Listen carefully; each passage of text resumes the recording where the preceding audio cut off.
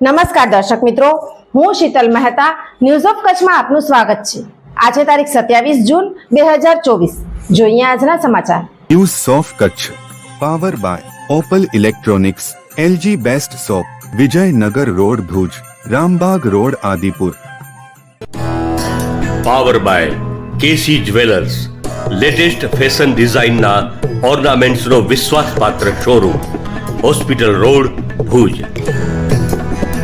News of કચ્છના સમાચાર ભૂમિ cable ઉપર 402 નંબરની ચેનલ ઉપરથી રાત્રે 9:30 કલાકે તથા બપોરે 1:30 પ્રસારિત થશે।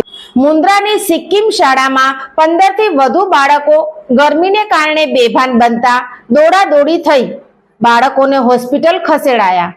મુન્દ્રા સિક્કિમ શાળામાં 15 થી વધુ બાળ વિદ્યાર્થીઓ બેભાન થયા। અતિશય ઉકળાટ અને ગરમીના કારણે વિદ્યાર્થીઓ બેભાન થયાનું પ્રાથમિક તારણ સામે આવ્યું। શાળામાં ગરમીના પ્રમાણના લીધે 15 છોકરાઓ બેભાન થઈ જતા સારવાર અર્થે મુન્દ્રા સરકારી હોસ્પિટલમાં લઈ જવાયા હતા, જ્યાં તબીબે વધુ સારવાર માટે સ્થાનિક અદાણી હોસ્પિટલમાં લઈ જવાનું કહ્યું હતું। સ્થાનિકેથી પ્રાપ્ત માહિતી મુજબ કાળઝાળ ગરમીના કારણે લોકો ત્રાહિમામ પોકારી ઉઠ્યા છે। એવામાં મુન્દ્રામાં આવેલ શાળામાં અચાનક 15 જેટલા વિદ્યાર્થીઓ બેભાન થઈ જતા શાળા સંચાલકો અને સરકારી તંત્રમાં ભાગદોડ મચી જવા પામી છે। હાલ દરેક બાળકો સ્વસ્થ છે તેવું જાણવા મળી રહ્યું છે। મારું નામ વિશ્રામ ગઢવી, હું આરડી એજ્યુકેશન ટ્રસ્ટનો માનદ મંત્રી છું। આજ સવારના અમને સ્કૂલમાંથી અમારા પ્રિન્સિપાલ શ્રીનો અને અમારા પ્રમુખ શ્રીનો ફોન આવતા કે ભાઈ સિક્કિમ કન્યા વિદ્યાલયના અમુક છોકરીઓની શ્વાસની અમુક તકલીફ થઈ છે અને થોડી ગભરામણ થાય છે।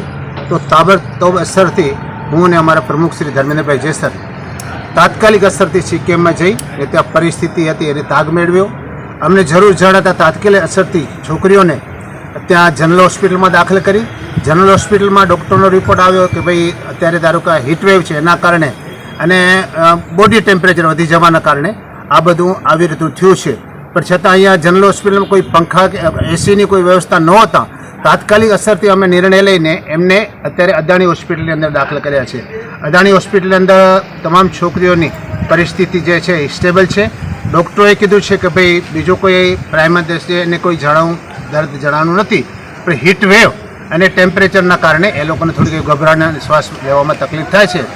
એમાંથી પણ અત્યારે અમે 8 છોકરીઓને એમના વાલીઓ સાથે ડૉક્ટરોના તરફથી રજા આપવામાં આવી છે અને હજી 7 છોકરીઓ ત્યાં અદાણી હોસ્પિટલની અંદર એડમિટ છે।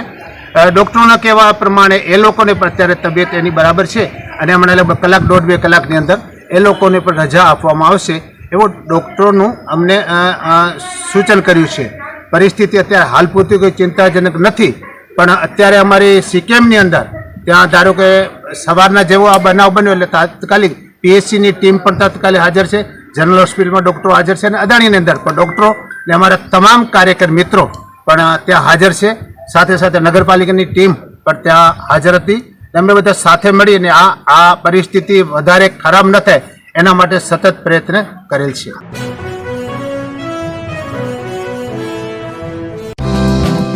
બાળકોના સર્વાંગી વિકાસ માટે શ્રેષ્ઠ સ્કૂલ દિવ્ય બ્રહ્મલોક ગ્લોબલ એકેડમી। કેજી થી ધોરણ 10 સીબીએસઈ બોર્ડ, ધોરણ 11-12 Gujarat board, science, commerce, arts faculty, Gujarati અને અંગ્રેજી માધ્યમ સાથે હોસ્ટેલ ફેસિલિટીઝ, સ્કૂલ બસ સેવા, સ્વિમિંગ, હોર્સ રાઇડિંગ, સ્પોર્ટ્સ દ્વારા વિદ્યાર્થીઓના ઘડતર અને વિકાસ કરતી આ એકેડમીમાં પ્રવેશ માટે સંપર્ક કરો। Mobile number 9825606503, 8758998877। Bhuj Mandvi highway, Sukhpar, Bhuj, Kutch. દિવ્ય બ્રહ્મલોક ગ્લોબલ એકેડમી www.divyabrahmlok.com।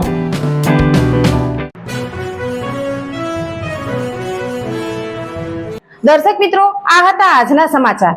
આવતીકાલે ફરી મળીશું, ત્યાં સુધી મને રજા આપશો। નમસ્કાર।